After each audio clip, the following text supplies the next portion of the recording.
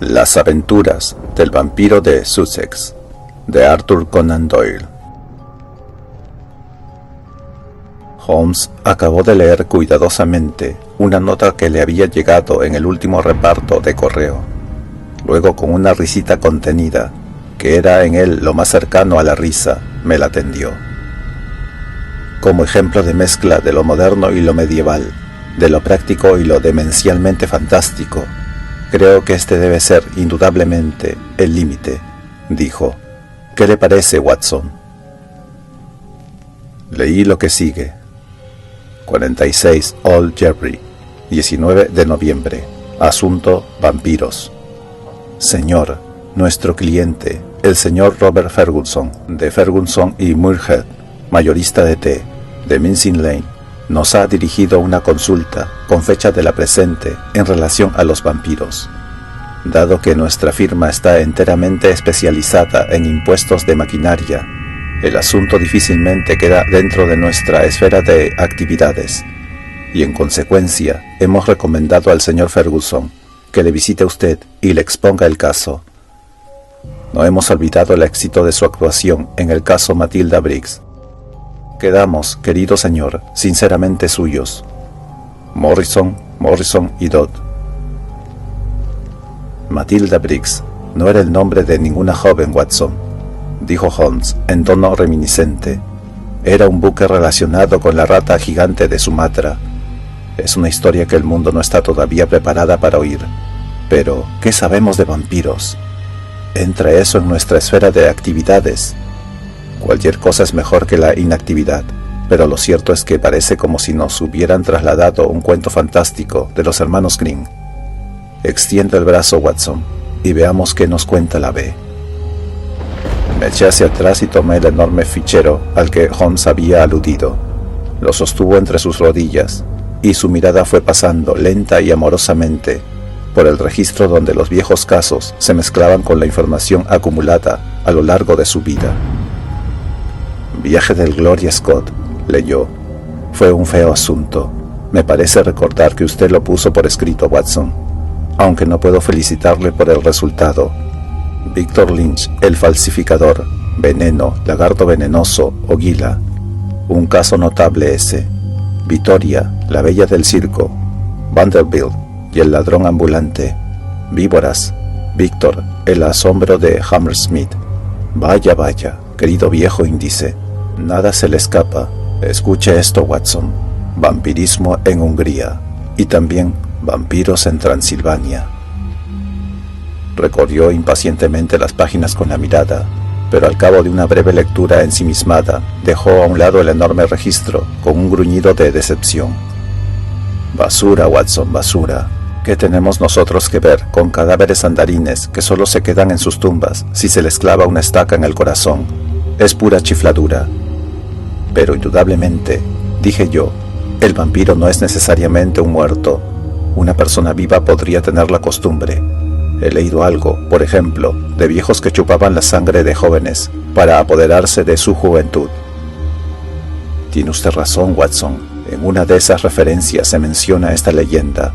Pero vamos a prestar seriamente atención a esta clase de cosas. Esta agencia pisa fuertemente el suelo, y así debe seguir. El mundo es suficientemente ancho para nosotros. No necesitamos fantasmas.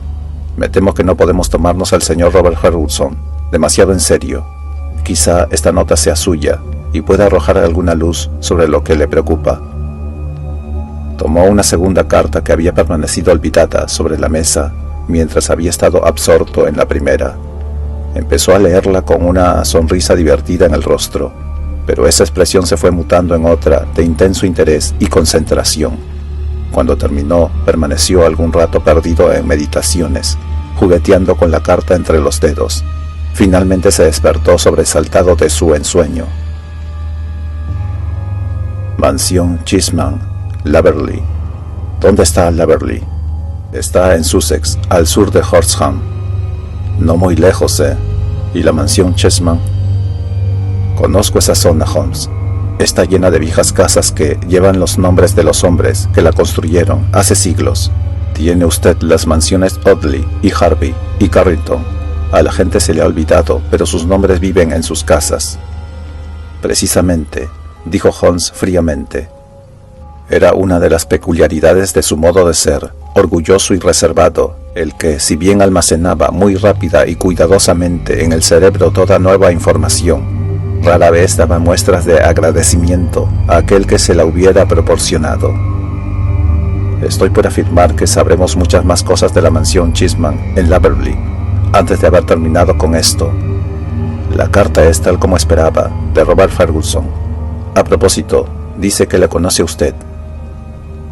¿Que me conoce? Mejor lea la carta.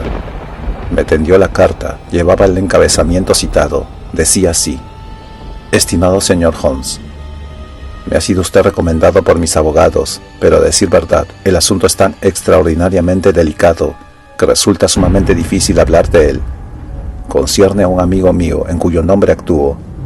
Este caballero se casó hará como 5 años con una dama peruana, hija de un negociante peruano, el que había conocido en relación con la importancia de nitratos.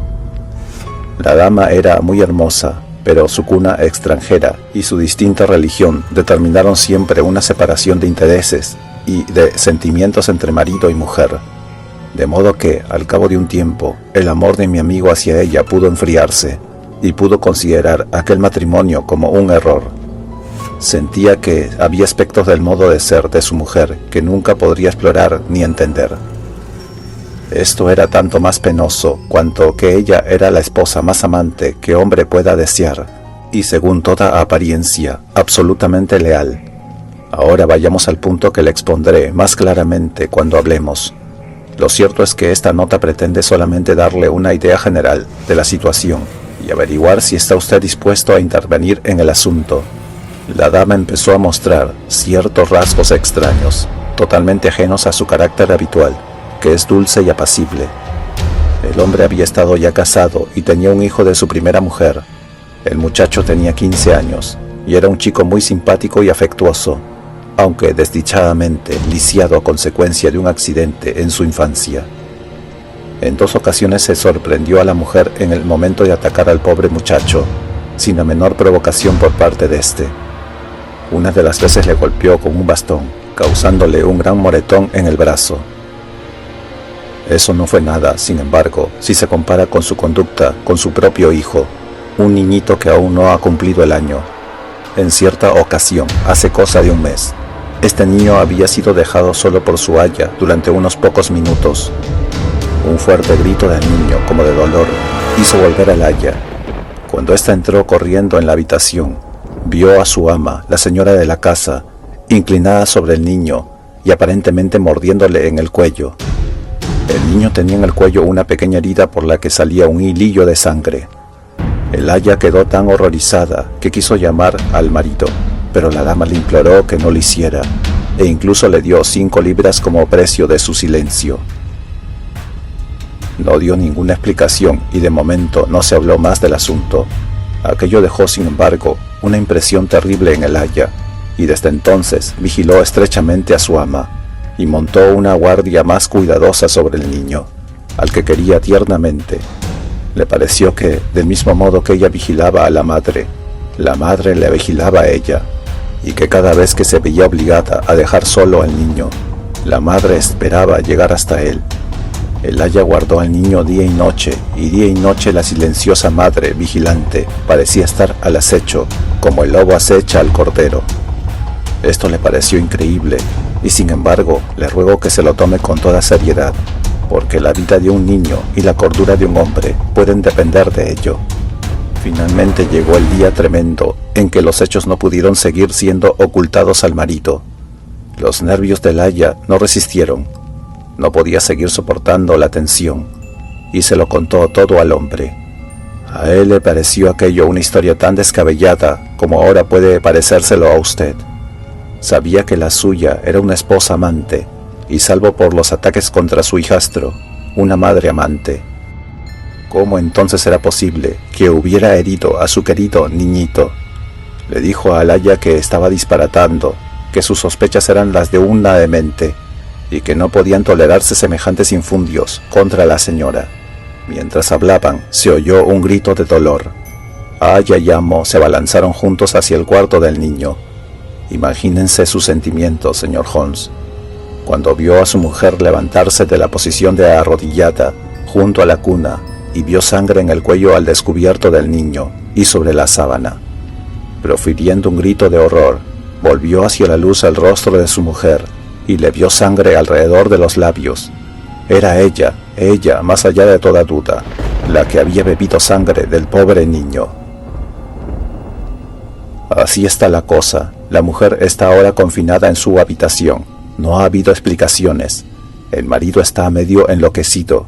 Él sabe como yo muy poco de vampirismo, aparte del nombre. Habíamos pensado que era algún cuento fantástico de tierras lejanas. Y sin embargo, aquí, en Inglaterra, en el corazón mismo de Sussex. Bueno, todo esto podríamos discutirlo mañana por la mañana. ¿Acepta usted recibirme?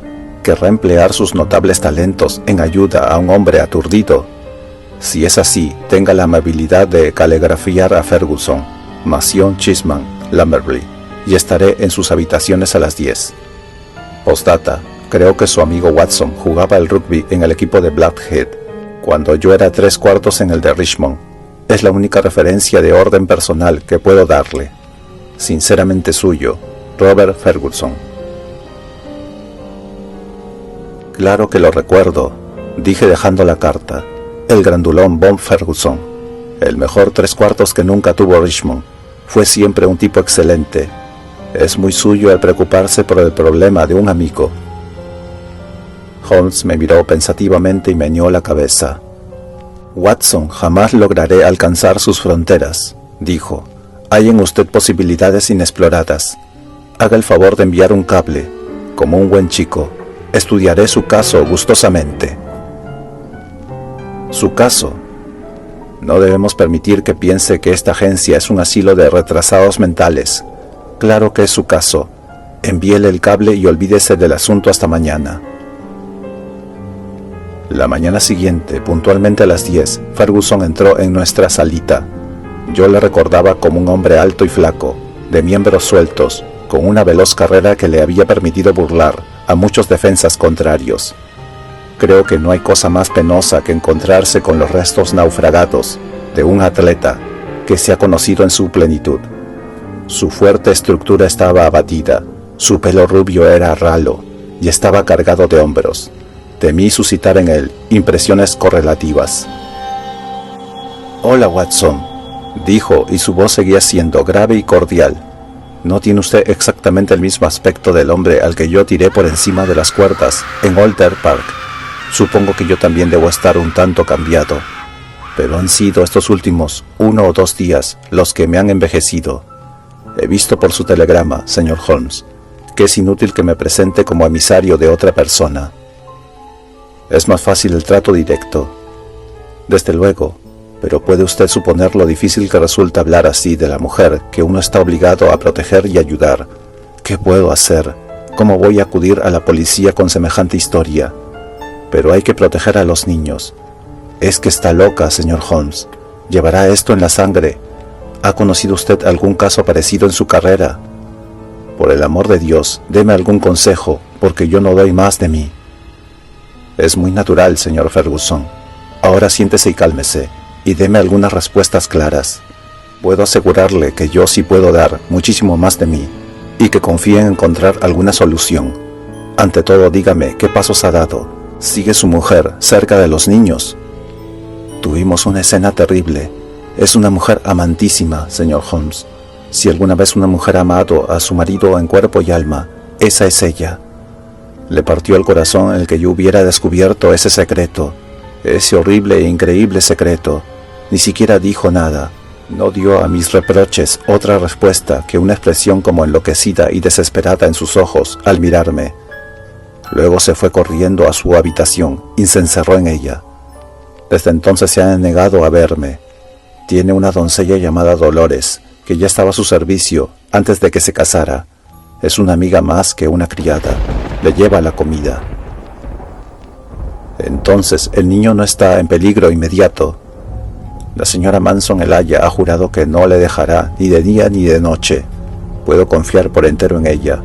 Más por él estoy inquieto por el pobrecito Jack, porque tal como le dije en mi nota, ha sido atacado por ella 2 veces. Pero sin sufrir heridas. No, pero le golpeó salvajemente. Es una cosa todavía más terrible si se tiene en cuenta que es un pobre inválido inofensivo. Las duras facciones de Ferguson se dulcificaron al hablar de su chico. Uno pensaría que la condición del muchacho ablandaría el corazón de cualquiera. Una caída en la niñez y la columna vertebral deformada, señor Holmes, pero por dentro el más dulce y afectuoso de los corazones. Holmes había tomado la carta del día anterior y la estaba releyendo. ¿Qué otros ocupantes tiene su casa, señor Ferguson? 2 criados que no hace mucho que están a nuestro servicio. Un mozo de cuadras, Michael, que duerme en la casa, mi mujer, yo mismo, mi chico Jack, el pequeño, Dolores y la señora Mason. Eso es todo. Conjeturo que no conocía usted bien a su esposa en la época de su matrimonio. Hacía solo unas pocas semanas que la conocía. ¿Cuánto tiempo ha estado con ella la doncella Dolores? Algunos años. Entonces Dolores debe conocer mejor que usted el carácter de su mujer. Sí, podría decirse que sí. Holmes anotó algo. Imagino, dijo, que puedo ser más útil en Lamberley que aquí. Es eminentemente un caso de investigación personal. Si la dama permanece en su habitación, nuestra presencia no puede irritarla ni incomodarla. Naturalmente nos alojaremos en la posada. Ferguson tuvo un gesto de alivio. Esto es lo que yo esperaba, señor Holmes. Hay un tren excelente que sale a las 2 de la estación Victoria, si puede venir. Claro que iremos. Ahora tenemos un bache de trabajo. Puedo concederle indivisamente mis energías. Naturalmente Watson nos acompaña, pero hay 1 o 2 puntos de los que quisiera estar seguro antes de partir. Esa desdichada dama, tal como lo entiendo, ha atacado aparentemente a ambos niños, a su propio hijo y al del primer matrimonio de usted. Así es. Pero estos ataques toman formas diferentes, ¿no es cierto? Golpeó a su hijastro, una vez con un bastón y otra muy salvajemente con las manos. No dio ninguna explicación de por qué le golpeaba. Ninguna, salvo que le odiaba una y otra vez. Dijo esto. Bueno, no se desconoce esto en las madrastras. Celos póstumos, por decirlo de algún modo. ¿Es celosa la dama por naturaleza? Sí, es muy celosa. Es celosa con toda la fuerza de su vehemente amor tropical.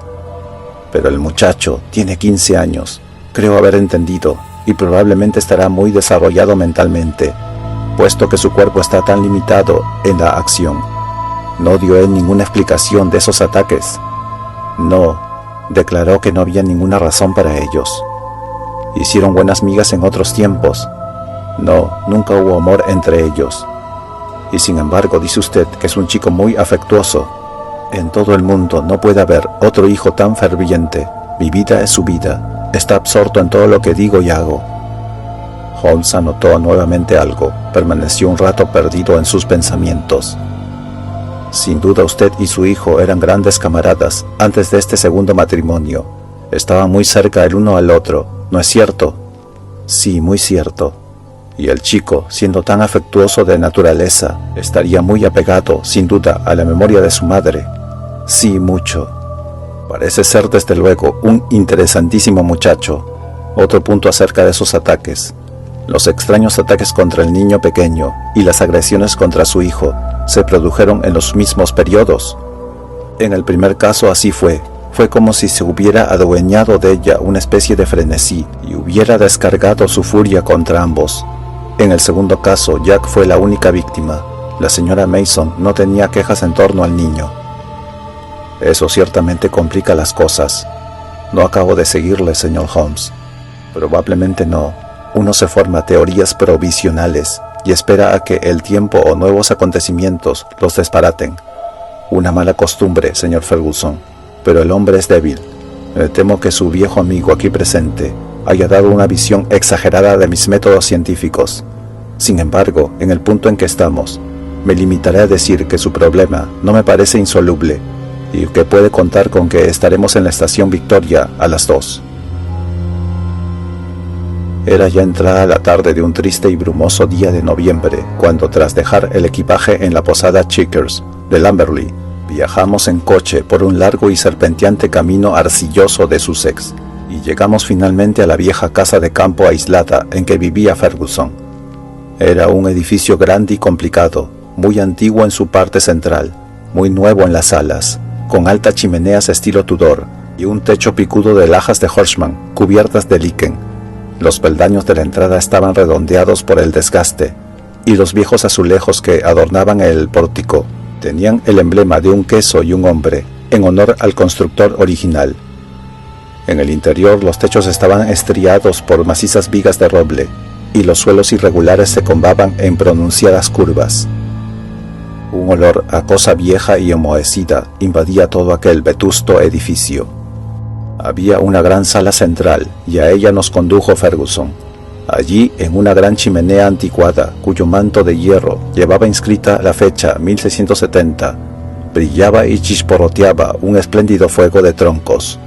Mirando a mi alrededor, vi que la habitación era una singularísima mezcla de fechas y sitios.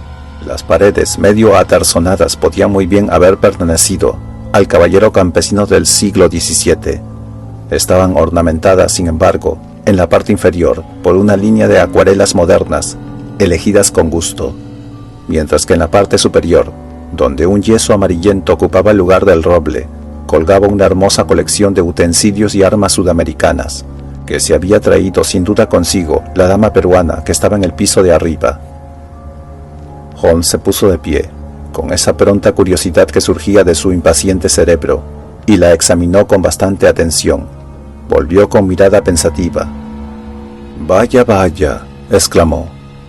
Un spaniel, que había permanecido en una cesta en un rincón, se echó a andar lentamente hacia su amo, avanzando con dificultad. Sus patas traseras se movían irregularmente, y la cola le arrastraba por el suelo. Lamió la mano de Ferguson. «¿Qué ocurre, señor Holmes?» «El perro, ¿qué le ocurre?» «Eso quisiera saber el veterinario, una especie de parálisis, meningitis espinal», pensó él. «Pero se le va pasando, pronto estará bien. ¿No es verdad, Carlo?» Un temblor de asentimiento recorrió la cola flácida. Los ojos tristones del animal nos miraron a todos sucesivamente. Sabía que estábamos hablando de su caso. «Le vino de repente, en una sola noche. ¿Cuánto tiempo hace?» «Puede que 4 meses. Muy notable, muy sugerente. ¿Qué ve usted en ello, señor Holmes?» «Una confirmación de lo que ya pensaba». «Por el amor de Dios, ¿qué piensa usted, señor Holmes? Puede que para usted sea un simple ejercicio intelectual, pero para mí es la vida o la muerte. Mi mujer, una asesina frustrada, mi hijo en constante peligro. No juegue conmigo, señor Holmes. Esto es terriblemente serio, demasiado serio». El grandulón 3/4 de rugby temblaba de pies a cabeza. Holmes le puso la mano en el hombro, tranquilizándolo. «Me temo que la solución, señor Ferguson, sea cual sea, le reserva un dolor», dijo.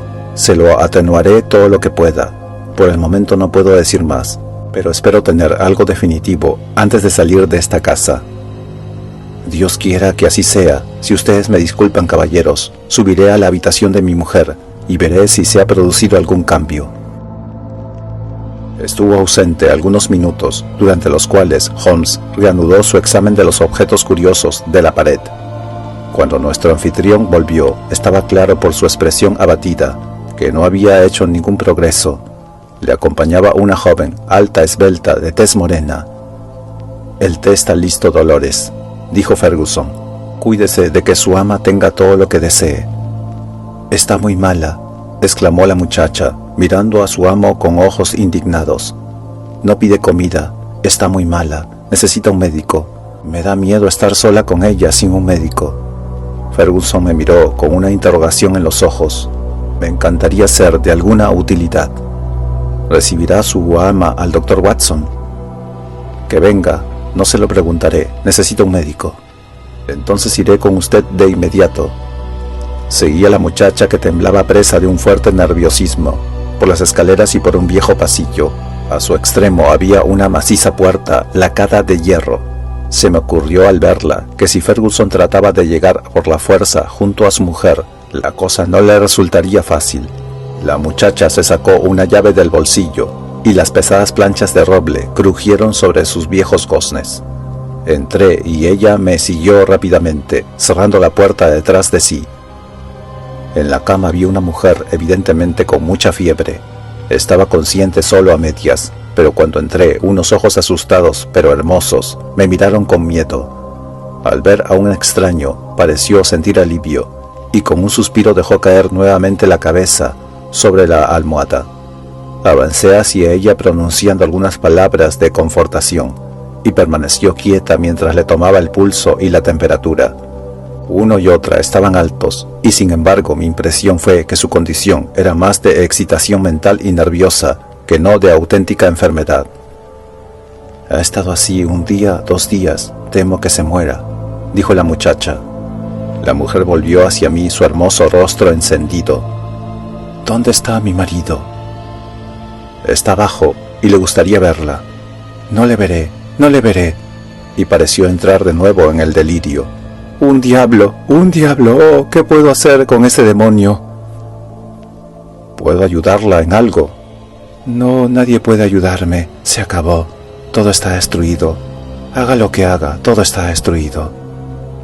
La mujer debió sufrir alguna extraña ilusión. Yo era incapaz de imaginarme al honrado Bob Ferguson como diablo o demonio. Señora, dije, su marido la quiere a usted tiernamente, está muy apenado por lo que le ocurre. De nuevo volvió hacia mí aquellos ojos magníficos. Me quiere, sí, pero ¿es que yo no le quiero a él? ¿No le quiero hasta el punto de sacrificarme antes de romper su querido corazón? Así es como le quiero, y sin embargo él podría pensar de mí. Pudo hablarme de aquel modo. Está muy dolorido, pero es incapaz de entender. No puede entender, pero debería confiar. ¿Por qué no habla con él?, sugerí. No puedo olvidar aquellas palabras terribles ni su expresión. No le veré, ahora váyase. No puede hacer nada por mí. Dígale solamente una cosa. Quiero a mi hijo, tengo derecho a mi hijo. Este es el único mensaje que puedo enviarle. Se volvió de cara a la pared y no dijo más. Volví a la sala de abajo donde Ferguson y Holmes seguían todavía sentados junto al fuego. Ferguson escuchó pensativamente mi narración de la entrevista. ¿Cómo puedo mandarle a su hijo?, dijo. ¿Cómo voy a saber qué extraño impulso puede entrarle? ¿Cómo podré jamás olvidar cómo se levantó del lado de la cuna con sangre en los labios? Se estremeció al recordar. El niño está seguro con la señora Mason y debe seguir con ella.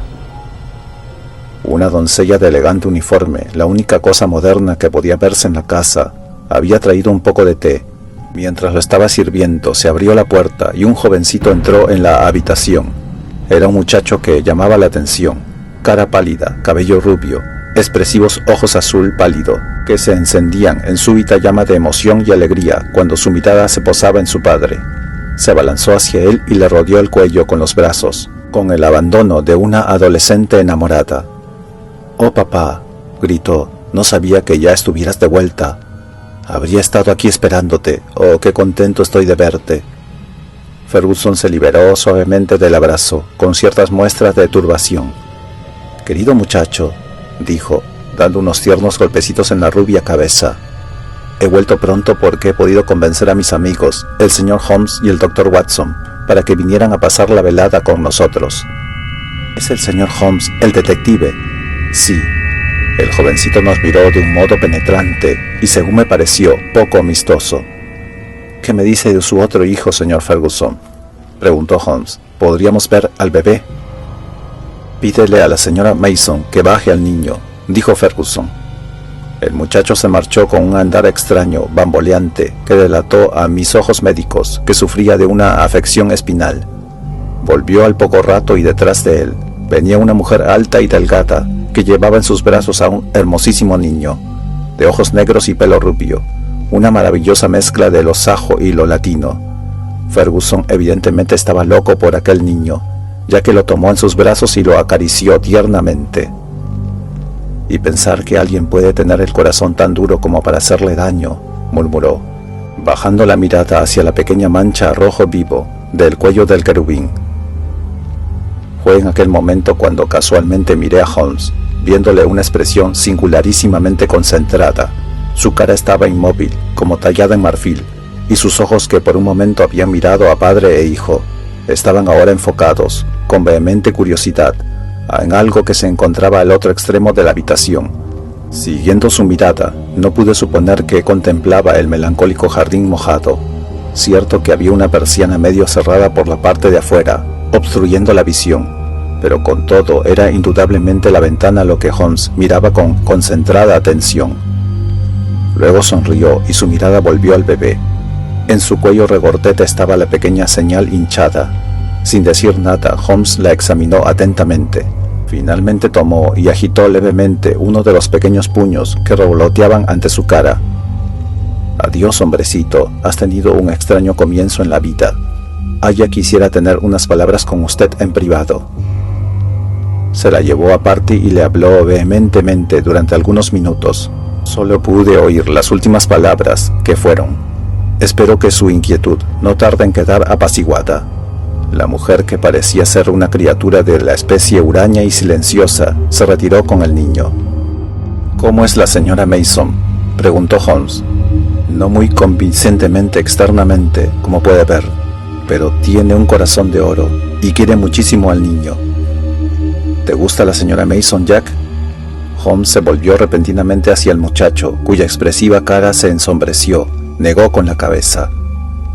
«Jack tiene agrados y desagrados muy acentuados», dijo Ferguson, rodeando con el brazo los hombros del muchacho. «Afortunadamente yo estoy entre sus agrados». El chico apoyó arrulladoramente la cabeza en el pecho de su padre. Ferguson lo separó suavemente.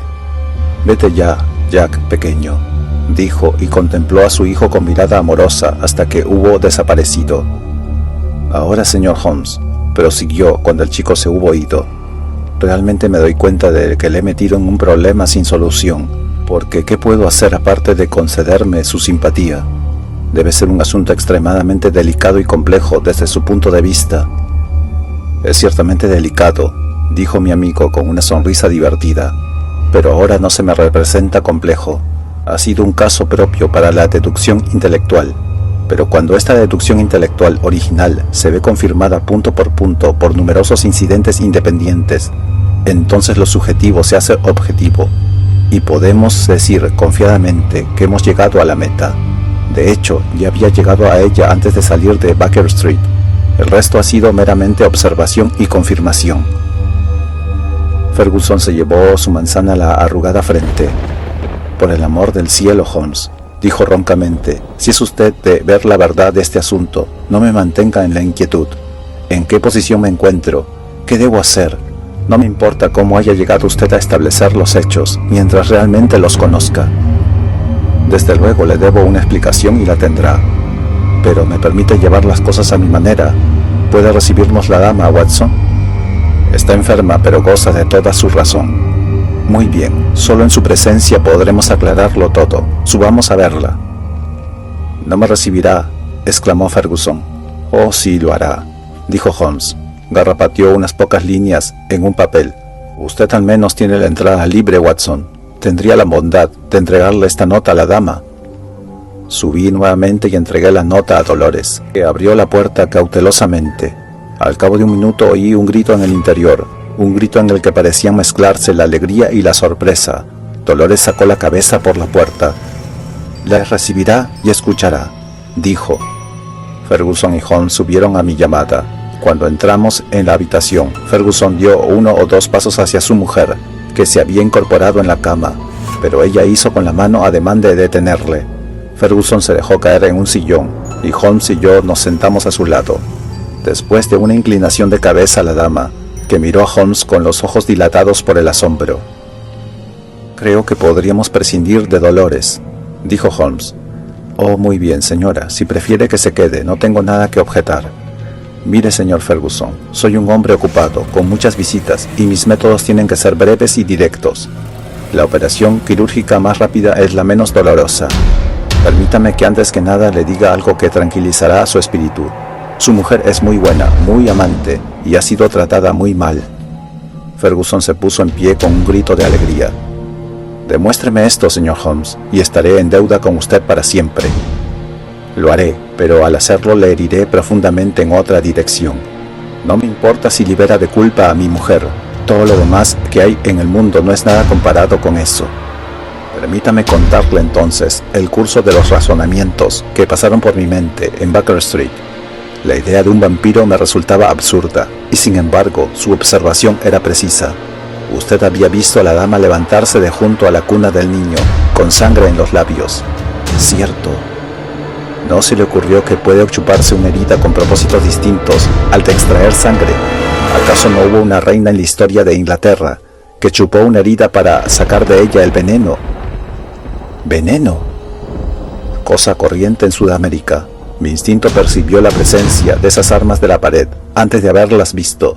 Hubiera podido tratarse de otro veneno, pero eso fue lo que se me ocurrió cuando vi el pequeño carcac vacío junto al pequeño arco de cazar pájaros.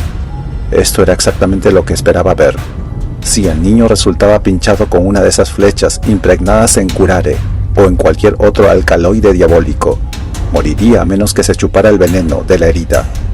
Y el perro, si alguien fuera a usar un veneno como ese, no lo probaría primero para comprobar que no había perdido sus virtudes. No había previsto al perro, pero al menos lo entendí y encajó en mi reconstrucción. Entiende ahora, su mujer temía un ataque de esa clase. Vio que se producía y salvó la vida del niño, y sin embargo no quiso contarle a usted la verdad, porque sabía cuánto quiere usted al muchacho y temió romperle el corazón. Jack, le estuve observando hace unos momentos cuando usted acariciaba al pequeño. Su cara se reflejaba claramente en la ventana porque la persiana cerrada convertía el cristal en espejo. Vi en esa cara tantos celos, tanto odio cruel, como raras veces he visto en un rostro humano. Mi Jack, tiene usted que afrontarlo, señor Ferguson. Es todavía más penoso por cuanto que ha sido un amor deformado, un amor demencialmente exagerado hacia usted, y probablemente hacia su difunta madre, el que le ha inducido a actuar. Su alma entera está consumida por el odio a ese espléndido niño, cuya salud y belleza contrastan con su propia deficiencia. ¡Santo Dios! ¡Es increíble! He dicho la verdad, señora. La mujer sollozaba con la cara hundida entre las almohadas. En aquel momento se volvió hacia su marido. ¿Cómo podría decírtelo, Bob? Sabía qué golpe sería para ti. Era mejor que esperara, y que lo supieras por otros labios que los míos. Cuando este caballero que parece poseer poderes mágicos me escribió que lo sabía todo, me sentí extremadamente feliz. Creo que mi receta para el señorito Jack sería un año de viaje por mar, dijo Holmes, poniéndose de pie. Solo me queda una cosa oscura, señora. Podemos entender perfectamente sus ataques contra Jack. La paciencia de una madre tiene un límite, pero ¿cómo se atrevió a dejar solo al niño estos últimos 2 días? Se lo había contado a la señora Mason. Ella sabía. Exacto, eso pensé. Ferguson estaba junto a la cama, conteniendo los sollozos, con las manos tendidas, tembloroso. Creo, Watson, que es el momento de marcharnos, dijo Holmes en un susurro. Si toma usted de un brazo a la excesivamente fiel Dolores, yo la cogeré del otro. Eso ahora, añadió cerrando la puerta detrás suyo. Creo que podemos dejar que arreglen entre ellos lo que queda pendiente. Solo tengo una anotación más sobre este caso. Se trata de la carta que escribió Holmes como respuesta final a aquella con que empezaba este relato. Decía así: Baker Street, 21 de noviembre, asunto vampiros. En respuesta a su carta del 19, me permito comunicarle que he estudiado el caso de su cliente, el señor Robert Ferguson, de Ferguson y Muirhead, mayoristas de té, de Missing Lane, y que el asunto ha sido llevado a una satisfactoria conclusión. Agradeciéndole su recomendación, queda, señor, sinceramente suyo, Sherlock Holmes.